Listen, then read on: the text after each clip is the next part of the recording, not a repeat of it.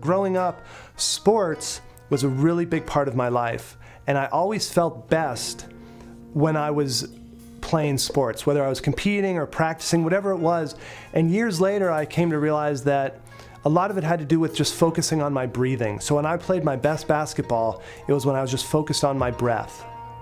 Real meditation is about connecting with my essence. And that essence has been there throughout my entire life. I remember as a child having that blissful, happy feeling a lot. And then coming into adolescence, the mind starts to kick into gear. I remember being about 11 years old and starting to become conscious of the workings of my mind. Songs would start to stick in my mind, and I'd get into trains of thought, and I lost a lot of that inner awareness, that joyfulness in life. And some of my first experiences with meditation, the deep, peaceful experiences, were actually, when I had the experience, the feeling was, oh yeah, I remember that.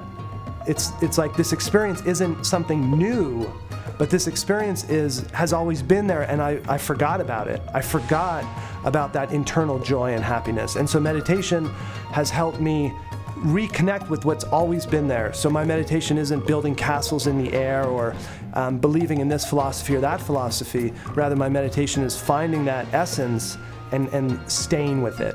Yoga and meditation doesn't have to link to any religion, and at my studio I make sure that it's clear that it's not. You learn the disciplines and then apply it however you want to.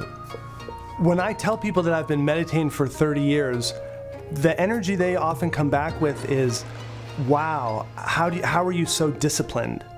And for me, I never think of my daily spiritual practices as a form of discipline any more than I think of eating well is discipline. So for me, if I want to feel good physically, then I know I want to eat healthy things.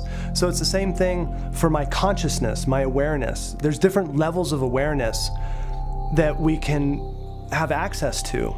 I can be in a bad mood and just dwell on my own negative thoughts, or I can open my heart and feel compassion for all human beings. And so for myself, I want to go through my day in as high of a mood or high of a consciousness or open of a consciousness as I can. And my access to that is my daily practices, my daily meditation, daily exercise, daily spiritual reading, doing some singing. So these things for me are as natural as eating food because I want to feel good. Finding time for spiritual disciplines is a challenge up until the point when you really feel the benefits. Then it's easy. But in the beginning, I made a real point to get up at 6 o'clock every morning and do my meditation. So I used to get up at 8 a.m. So I started little by little getting up earlier and earlier. Now I try and get up every morning at 6. So I have half hour for my meditation, half hour for some exercise, eat a good meal, and then start my day. One way to look at it is I don't watch a lot of TV. I don't waste time. But another way to look at it is I just do the things that really give me satisfaction. So again, it's not a sacrifice or some superhuman effort. It's just simply I've found where the satisfaction is. I think that's a key thing, finding what brings me satisfaction and then focusing in on that.